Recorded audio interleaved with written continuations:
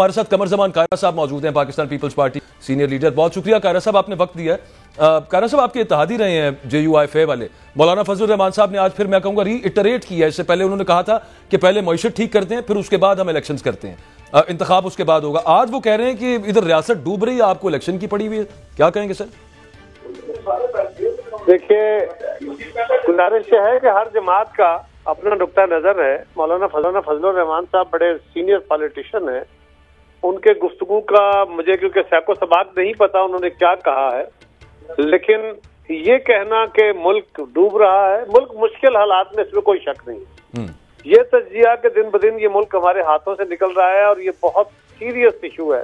ये बात अपनी जगह बिल्कुल मोतबर है, रोज हम इस पे बहस कर रहे हैं। सवाल ये है कि इस मुल्क को ठीक करने का तरीका क्या है। क्या इस मुल्क को अथॉरिटेरियन निजाम से किसी डंडे से ठीक किया जा सकता है? क्या इस मुल्क को किसी वन मैन आर्मी के जरिए ठीक किया जा सकता है? Answer is no. हमारे दानिश में ऐसा नहीं है। हम इस मुल्क के अंदर आमराना हुकूमतें कायम करके देख चुके, कंट्रोल डेमोक्रेसी करके देख चुके, हम इस मुल्क के अंदर हाइब्रिड निजाम को चला के देख चुके।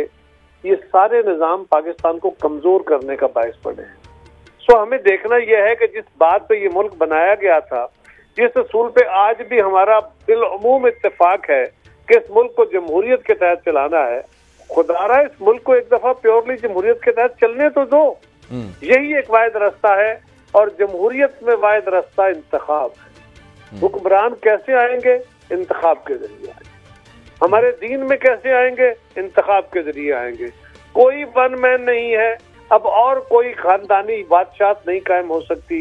अब सिर्फ मशावरती निजाम है, इलेक्टोरल प्रोसेस है और वो इंतखाबी अमल है, उसके जरिए ही हुकूमतें बन सकती हैं और कोई जरिया नहीं। बिल्कुल ठीक है। अच्छा, बिलावल साहब आज भी प्रेस कॉन्फ्रेंस की चेयरमैन पीपल्स पार्टी ने, इससे पहले भी गाहे गाहे वो ये बात रिपीट करते हैं कि पीपल्स पार्टी इलेक्शंस में, और वो तो ये भी कहते हैं कि हम वाहिद जमात हैं जो इलेक्शंस में जाना चाहते हैं। तो इंप्रेशन उससे ये आता है कि कोई तो है ना कायरा साहब जो इलेक्शन नहीं चाहता। एक फजलुर रहमान साहब का आपने कहा कि आपको साको सबाक नहीं पता, लेकिन वो यही है, वो तो पहले बड़ा क्लियरली कह चुके हैं कि पहले मईशत फिर उसके बाद इंतखाब। तो कोई तो है ना फिर पीपल्स पार्टी के अलावा और कोई कुव्वतें होंगी या और पार्टीज होंगी जो नहीं चाह रही इंतखाब कायरा साहब, जिसकी वजह से बिलावल साहब को बार बार ये कहना पड़ता है। ये जो तस्वर है ना जी, सबसे पहले मईशत जी, ये भी एक अजीब बात है। सबसे पहले मईशत, वेरी गुड, बड़ा अच्छा नारा है, लोगों को बड़ा अट्रैक्ट करता है, पसंद आता है, बंदे को अच्छा लगता है कि यार ये गुर्बत के खिलाफ बात कर रहा है, महंगाई के खिलाफ बात कर रहा है, सस्ते तेल सस्ती गैस की बात कर रहा है। तो ये बात बड़ी अट्रैक्टिव है। लेकिन कभी हमने ये अप्लाई किया माइंड कि ये इकोनॉमी दुरुस्त कैसे होगी? क्या हमें अमेरिका से पैसे आएंगे? क्या ऊपर से आसमान से कोई नोट बरसने शुरू हो जाएंगे? क्या जमीन से तेल निकलना शुरू हो जाएगा? कैसे होगा ये? इसके लिए आपने अपने निजाम को दुरुस्त करना है, अपने स्ट्रक्चर्स को दुरुस्त करना है, आपने आपके निजाम ने डिलीवर करना है। कोई होगा ना बैठा हुआ जो पॉलिसियां बनाएगा। पॉलिसियां बनाने के लिए तो आप टेक्नोक्रेट को इकट्ठा करके पॉलिसी बना सकते हैं, आप दुनिया के एक्सपर्ट बुला के उनसे पॉलिसी ले सकते हैं, लेकिन जिसने पॉलिसी इंप्लीमेंट करनी है वो तो आपकी यही एडमिनिस्ट्रेटिव स्ट्रक्चर है। एडमिनिस्ट्रेटिव स्ट्रक्चर आपका दुरुस्त ना हो, पॉलिसी साज आपके दुरुस्त ना हो, कौन सी मईशत दुरुस्त कर लेंगे आप?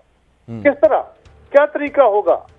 वही एक तरीका है कि आप अपनी गवर्नेंस को ठीक करेंगे, आप अपने फैसला साजी को ठीक करेंगे और उसके नतीजे में आपका निजाम एक बेहतर परफॉर्म करता हुआ, बेहतर एग्रीकल्चर पॉलिसी और इम्प्लीमेंटेशन, बेहतर इंडस्ट्रियल पॉलिसी और उसकी इम्प्लीमेंटेशन, बेहतर एजुकेशन एंड हेल्थ की policy and rest of that, तब जाके आपका निजाम दुरुस्त होगा और मुल्क के मसाइल हल होंगे।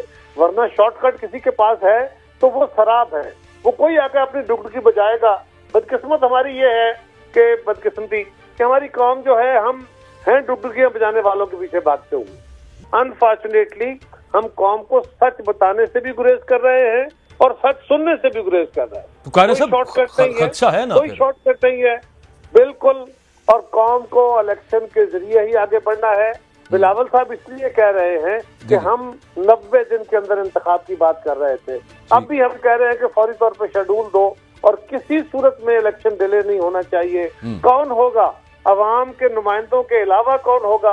हाँ, इलेक्शन कराओ और अवाम को कहो कि आप अपना इंतखाब करते हुए अपने बेहतरीन उम्मीदवारों का चुनाव करें, अहल और अच्छे लोगों का चुनाव करें, ताकि वो असेंबलियों में पहुंच के बेहतर फैसला साजी करें। This is the way forward. नहीं, बिल्कुल दुरुस्त बात है। सिर्फ एक मेरे जहन के अंदर आता है कि वो जो पंजाब और केपी के अंदर कायरा साहब जो टेम्पलेट सेट हो गई कि ये वजह या ये वजह, इसकी वजह से या इसकी वजह से इलेक्शंस नहीं हो सकते 90 दिन के अंदर, तो उसका नुकसान हो सकता है कायरा साहब कि वो दोबारा यहाँ पे कहीं पे फिट कर दी जाए कि भाई आप पैसे नहीं छोड़ें, चले सिक्योरिटी का मामला ले आए, फिर उसके बाद मौसम का मामला है आगे, वो जो जनवरी एंड पे कह रहे हैं वो कहें जहाँ पे तो बर्फबारी है केपी के बेशतर इलाकों में, बलूचिस्तान के अंदर, और फिर so on and so fourth वो आगे चलता जाए मामला, अगर 90 दिन में नहीं होते यहाँ पे फेडरल इलेक्शन। देखिए, कोई बेशतर इलाकों में बर्फ नहीं पड़ती पूरे पंजाब में, सिवाय मरी के, और मरी के भी पूरी कंस्टिट्यूंसी में नहीं, एमपीए की एक आधी कंस्टिट्यूंसी में बर्फ पड़ती है। तो मलाकंड डिवीजन में कहाँ बर्फ पड़ती है जी? मलाकंड डिवीजन सर, सवात, मैं केपी की बात मैं जाने लगा हूँ, उधर ही जाने लगा हूँ। जी जी, केपी के अंदर चले जाइए, सवात में है, सवात की 2 कंस्टिट्यूंसीज हैं जहाँ बर्फ पड़ती है। उसके अलावा चित्राल में बर्फ पड़ती है, और कुछ इलाका फाटा का है जो पुराना फाटा था। जी जी। ये 4 या 5 सीटें होंगी, 2 या 3 सीटें बलूचिस्तान की ऐसी हैं जो बर्फबारी के साथ में आती है। और क्या बर्फबारी में वहाँ काम रुक जाते हैं? क्या मियरली इन 4, 5, 6 सीटों की बदौलत के वहाँ सारे वोट नहीं पड़ सकेंगे, वहाँ वोटिंग का रेशो कम हो जाएगा? यही होगा ना, तो खुदा न खास्ता जिंदगी तो खत्म नहीं हो जाती वहाँ पे। अच्छा, तो हम खैर, मैं तो सिर्फ पर्टिकुलरली मौसम का नहीं था, मैं ये नहीं हो सकता। ठीक है। और जो आपने खड़ा किया कि जी पंजाब और खैबर पख्तूनख्वा का, वो असेंबलियां बदनीयती की बुनियाद पे तोड़ी गई।